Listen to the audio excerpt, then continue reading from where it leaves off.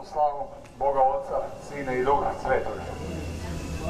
Oče naš, koji si na nebesima, da se sveti ime Tvoje, da dođe carstvo Tvoje, da bude volja Tvoja, i na zemlji, kao i na nebu.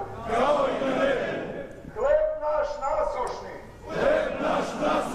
daj nam danas, i oprosti nam dugove naše,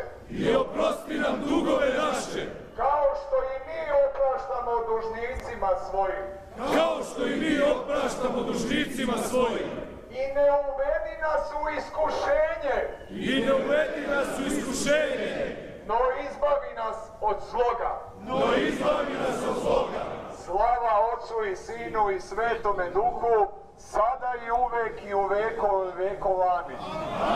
Gospode pomiluj, Gospode pomiluj.